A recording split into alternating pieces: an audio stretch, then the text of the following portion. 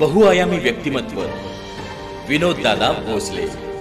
राजकारणात येताना कोणीही बाळकडू घेऊन येत नाही। समाजकारण ही राजकारणाची पहिली पायरी म्हणून ओळखली जाते। याच पद्धतीनं सोलापूरचे युवा नेते आणि माजी नगरसेवक विनोददादा धर्मा भोसले यांनी आपली कार्यपद्धती सुरू करून समाजकारणातून राजकारणामध्ये उत्तुंग अशी झेप घेतली आहे। केवळ झेपच घेतली नाही तर काँग्रेस पक्ष आणि काँग्रेस पक्षाचे नेते माजी केंद्रीय मंत्री सुशील कुमार शिंदे, नेत्या उज्ज्वलाताई शिंदे आणि आमदार प्रणितीताई शिंदे यांचा विश्वासही सार्थ करून दाखवलाय। माणूस आपल्या कलागुणांनी मोठा होतो असं म्हटलं जातं। अगदी याच पद्धतीनं विनोददादा भोसले यांनी आपलं स्वकर्तृत्व दाखवत राजकारणात झेप घेतली। साधी राहणी आणि उच्च विचारसरणी असं ध्येय बाळगून कार्यरत असलेल्या विनोददादांनी आजही जमिनीवरच राहणं पसंत केलंय। म्हणूनच आज त्यांना पक्षातीलच नव्हे तर सर्व पक्षातील नेते, कार्यकर्ते तसंच प्रभागातील प्रत्येक नागरिक आदरानं नमस्कार करतो आणि हीच त्यांनी कमावलेली सर्वात मोठी संपत्ती म्हणावी लागेल। वडील स्वर्गीय धर्मा भोसले हे काँग्रेसचे शहराध्यक्ष होते। त्यांनी तर काँग्रेस पक्षात सामान्य कार्यकर्ता ते काँग्रेसचे शहराध्यक्ष म्हणून काम करताना शिंदे परिवाराशी आपलं नातं कायमच घट्ट ठेवलं होतं। याच राजकारणाचं बाळकडू धर्मा भोसले यांचे चिरंजीव विनोददादा भोसले यांच्याकडे आलं आणि त्यांनी समाजकारणातून राजकारणामध्ये आपला ठसा उमटवला। राजकारणात आल्यानंतर लगेच कुणीही यशस्वी होत नाही, त्यासाठी बरेच परिश्रम सुद्धा घ्यावे लागतात आणि असेच परिश्रम घेत विनोददादांनी राजकारणात मोठी झेप घेतली आहे हे नाकारता येणार नाही। केवळ राजकारण नाही तर समाजकारणासह धार्मिक क्षेत्र आणि मराठा समाजासाठीचं आरक्षणाचं आंदोलन असो किंवा शहरातील नागरिकांना भेडसावणाऱ्या समस्यांसाठी झालेलं आंदोलन असो, या सर्वांमध्ये विनोददादा कायमच हिरिरीनं सहभाग नोंदवतात।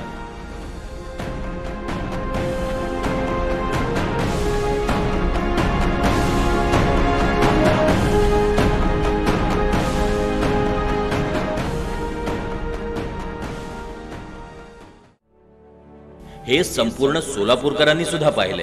गेल्या अनेक वर्षांपासून सोलापूर शहराच्या सामाजिक आणि राजकीय क्षेत्रात सक्रिय सहभाग नोंदवत असतानाच शिंदे परिवारासह आमदार विश्वजित कदम यांच्या मार्गदर्शनाखाली विनोददादा भोसले यांनी आपली दमदार वाटचाल आजही कायमच सुरू ठेवली आहे आणि ही वाटचाल निश्चितच वाखाणण्याजोगी आहे, यात शंका नाही।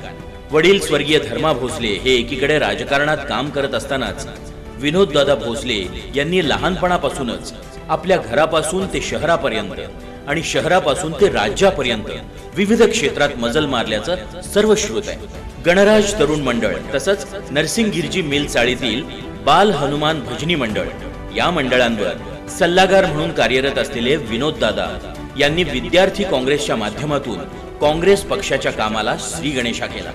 त्यानंतर युवक काँग्रेसच्या शहर पातळीवर सरचिटणीस म्हणून देखील ते कार्यरत आहेत। याशिवाय युवक काँग्रेस अंतर्गत झालेल्या निवडणुकीत सुद्धा सोलापूर लोकसभा उपाध्यक्ष म्हणून त्यांनी झेंडा फडकवला। त्यानंतर गेले अनेक वर्ष विनोददादा भोसले यांनी महाराष्ट्र प्रदेश युवक काँग्रेसचे सरचिटणीस आणि चिटणीस पदावर काम केले। याशिवाय सातारा, सांगली, उस्मानाबाद इथं काँग्रेस पक्षाचे निरीक्षक म्हणून देखील त्यांनी कामकाज पाहिले। लोकसभा, विधानसभा आणि सोलापूर महानगरपालिकेच्या निवडणुकीमध्ये काँग्रेस पक्षाच्या उमेदवाराच्या प्रचारामध्ये सक्रिय सहभाग घेऊन पक्षाच्या अनेक नगरसेवकांना निवडून आणण्यासाठी विनोददादांनी कठोर परिश्रम घेतले। 2017 सालच्या सोलापूर महानगरपालिकेच्या निवडणुकीत विनोददादा भोसले भरघोस मतांनी विजयी झाले। नगरसेवक म्हणून काम करत असताना सोलापूर महानगरपालिकेच्या इतिहासात प्रथमच एक सनदी लेखापाल विजयी झाल्याचा इतिहास सुद्धा या निमित्ताने रचला गेला।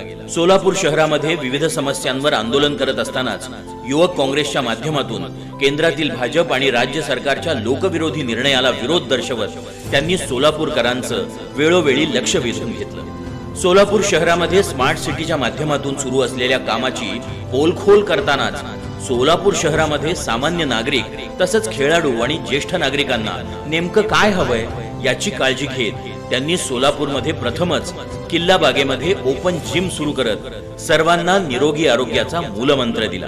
इतकंच नव्हे तर सोलापुरात आय लव्ह सोलापूर या नावानं एक सेल्फी पॉइंट करून, तसंच MH13 लव्ह रंगभूमी नावाचा सेल्फी पॉइंट उभारून सोलापूरकरांसह रंगभूमीच्या क्षेत्रात काम करणाऱ्या मान्यवरांना सुद्धा मान देण्याचा प्रयत्न केल्याचं दिसून येतं. याशिवाय कला, क्रीडा, सांस्कृतिक आदी क्षेत्रामध्ये सक्रिय सहभाग घेत असतानाच क्रीडा क्षेत्रामध्ये सुद्धा त्यांनी आपला पाया भक्कम केला. सोलापूर शहर आणि जिल्हा बेसबॉल असोसिएशनचे अध्यक्ष असताना त्यांनी राष्ट्रीय आणि राज्यस्तरीय बेसबॉल स्पर्धेचं यशस्वीपणे आयोजन केलं.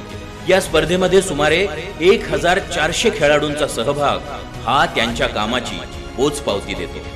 दरवर्षी राष्ट्रीय क्रीडा दिनानिमित्त मान्यवर खेळाडूंचा आमदार प्रणितीताई शिंदे यांच्या माध्यमातून सन्मान करण्याबरोबरच खेळाडूंच्या समस्या सोडवण्यासाठी आमदार प्रणितीताई शिंदे यांच्या माध्यमातून शासन स्तरावर प्रयत्न करण्याबरोबरच खेळाडूंचा लोकप्रतिनिधींसोबत संवाद साधत समस्या जाणून घेण्याचा ते सातत्यानं प्रयत्न करताना दिसून येतात.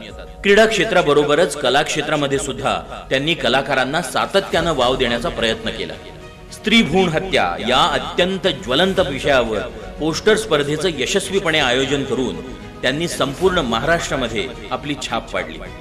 संपूर्ण देशभरामध्ये करोनाच्या काळामध्ये हाहाकार माजला असताना सोलापूर शहरामध्ये कोविडच्या काळात खासगी रुग्णालय सुरू ठेवण्यासाठी त्यांनी केलेलं आंदोलन आणि पाठपुराव्याच्या माध्यमातून झालेली वॉर रूमची स्थापना आणि त्या माध्यमातून हजारो रुग्ण आणि त्यांच्या नातेवाईकांना दिलासा देण्याचं काम सुद्धा विनोददादा भोसले यांनी केलं.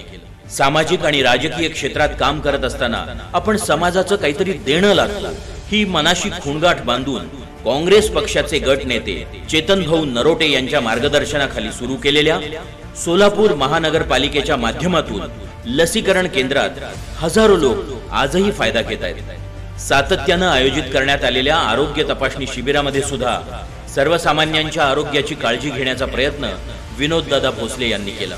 वाढदिवस म्हटलं की जाहिराती आणि डिजिटल या माध्यमातून प्रसार हेच चित्र आजकाल सर्वत्र डोळ्यासमोर उभं राहतं. पण या सर्वाला फाटा देऊन विनोददादा भोसले यांनी छत्रपती शिवाजी महाराजांच्या जयंतीदिनी तसंच वाढदिवसाला गिफ्ट देण्याऐवजी शिवमूर्ती देण्याची एक नवीन कल्पना उदयाला आणली.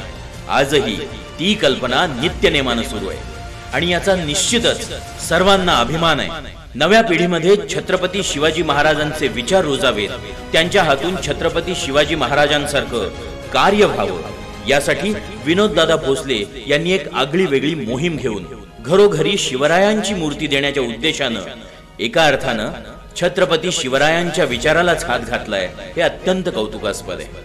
सामाजिक आणि राजकीय काम करत असताना विनोददादा भोसले यांनी कधीही कोणत्याही फळाची किंवा पुरस्काराची अपेक्षा केलेली नाही.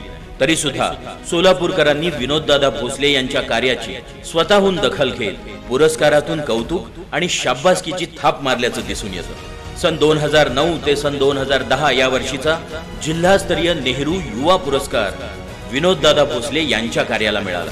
सामाजिक, राजकीय, शैक्षणिक आणि क्रीडा या क्षेत्रातील भरीव योगदानाबद्दलचा हा पुरस्कार निश्चितच सोलापूरकरांना सुखावणारा ठरला. म्हणूनच विविधांगी आणि बहुआयामी या व्यक्तिमत्वाला तसंच सर्वांना हवेहवेसे वाटणाऱ्या विनोददादा भोसले यांच्या वाढदिवसानिमित्त त्यांना लाख लाख शुभेच्छा.